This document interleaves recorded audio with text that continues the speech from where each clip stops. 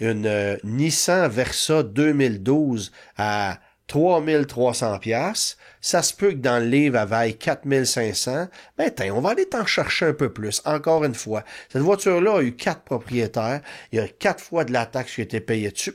On va en rechercher encore plus parce qu'on peut, parce qu'on a faim, parce qu'il faut surtout payer pour ce 1,1 milliard de dollars-là. Là, c'est ça, le temps, on a quasiment fini, fait qu'il y avait un dernier point aussi que j'aimerais ça t'entendre là-dessus, c'est de te parler que déjà, taxer un véhicule usagé est déjà un vol. Ben, écoute, ça... C'est vrai, on dirait qu'il a fallu que je t'entende de dire, Chris, il a raison, tabarnak.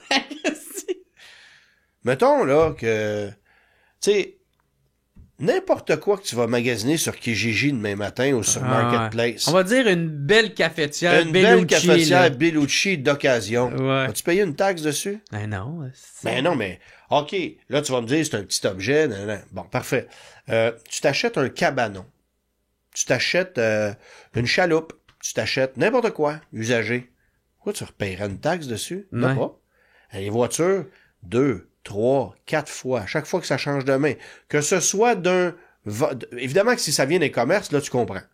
Mais si ça vient d'un particulier, pourquoi tu aurais une taxe à payer? C'est ça, ça n'a pas rapport. Pourquoi tu aurais une taxe à payer? Une maison.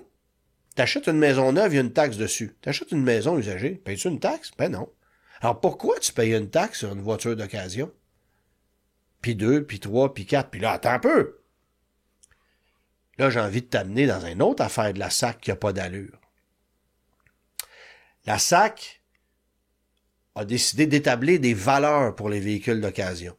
Alors, t'as un Ford Edge 2017, tu as payé le véhicule, je sais pas moi, 16 000 $, au livre, il vaut 21, ben tu vas payer la taxe sur 21. Mais la SAC l'a pas vu, le véhicule. Mm-hmm. Elle est pas capable de savoir qu'il y a une égratignure, qu'il y a plus de rouille ou qu'il y a plus de kilométrage. Un job à faire. C'est bon.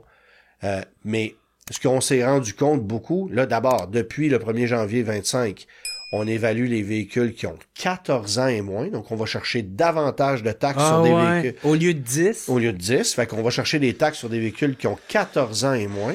Ça veut dire que tu t'achètes demain matin une Nissan Versa 2012 à 3300 pièces, ça se peut que dans le livre, elle vaille 4500.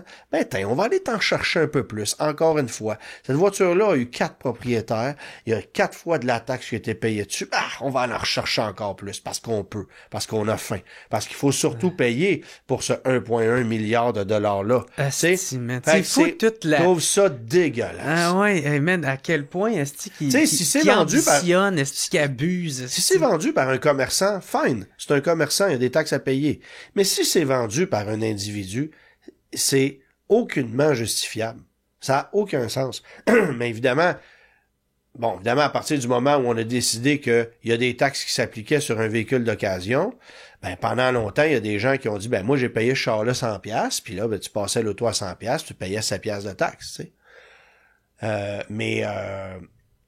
Mais là, c'est pour ça qu'on a étiré ça à 14 ans, parce que on se rendait compte à la SAC qu'il y a bien des gens qui achetaient une auto qui avait 12 ans, puis ils disaient, je l'ai payé 500, alors que l'auto valait 4000, je sais pas.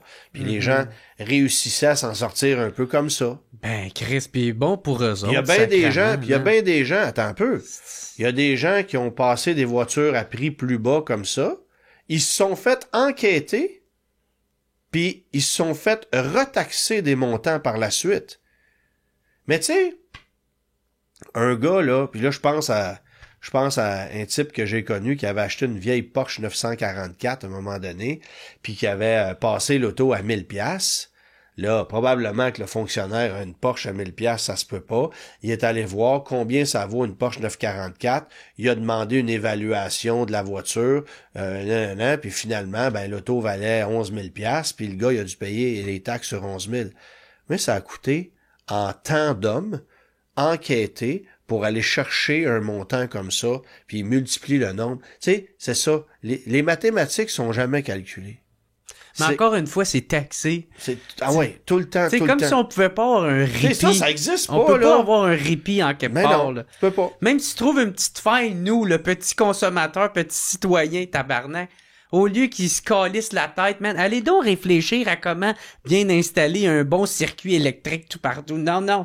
Ça, là, avoir de la vision, c'est trop leur demander, tabarnak. Moi, ça m'en fait que la voiture d'occasion au Québec, elle est taxée, retaxée, retaxée et retaxée. Et surévaluée aussi. Et souvent surévaluée.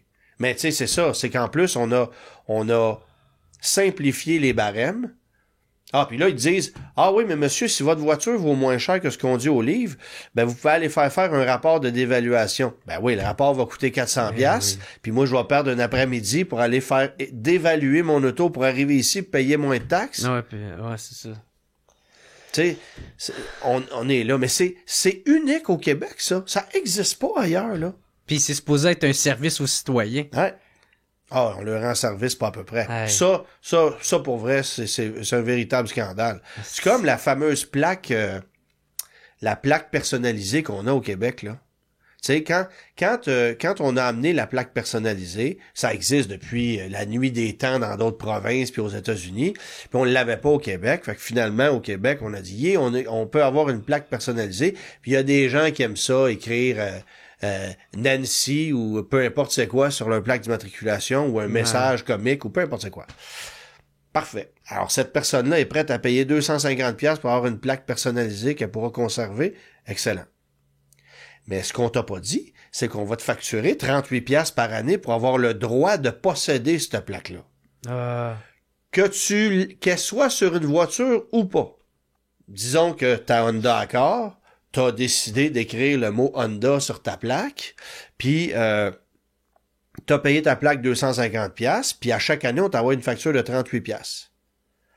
Au bout de 10 ans, là, ça t'a coûté 380$ de frais pour avoir le privilège de garder ta plaque. Puis attends, si au bout de 10 ans, tu vends ton Honda, ta plaque, si tu la gardes dans ton tiroir à bobette, elle va encore te coûter 38$ l'année prochaine. Qu'elle soit sur une voiture ou pas. Et la seule façon d'éliminer le frais de 38$, c'est de rapporter ta plaque à la SAC. Il faut que tu la rapportes. Il faut que tu la rapportes à la SAC. Non. Et ils vont la détruire devant toi. Et là, à ce moment-là, mais tu l'as payé 250$ ta plaque. Gang de tas de marde. Est-ce que c'est des Tu sais quoi le truc? Le truc, c'est remplir le petit formulaire pour dire que tu l'as perdu, ta plaque. Ce que j'ai fait. J'ai perdu, moi, mes plaques personnalisées. Je ne sais plus ils sont où. Fait que j'ai rempli le formulaire. J'en reviens. J'ai rempli le formulaire. Ma plaque a été égarée. J'ai aucune idée où ce qu'elle est rendue. Puis là, j'ai plus le 38$ de frais à payer par année. Puis j'ai des décorations sur le mur de mon garage. Mais c'est d'un ridicule épouvantable. Pourquoi fallait aller chercher ce 38$-là supplémentaire? Le 250 qu'on paye pour la faire fabriquer, c'est pas assez? Tu sais, faut tout le temps en mettre plus. C'est une gang de... En tout cas, gars, ça a été un très bon podcast, Antoine Joubert. Merci beaucoup, man. On va arrêter ça avant que je casse tout. What's up, tout le monde? Ici Jer Alain pour vous dire un gros merci d'écouter et de suivre le What's Up Podcast. Vous pouvez m'aider en devenant membre Patreon.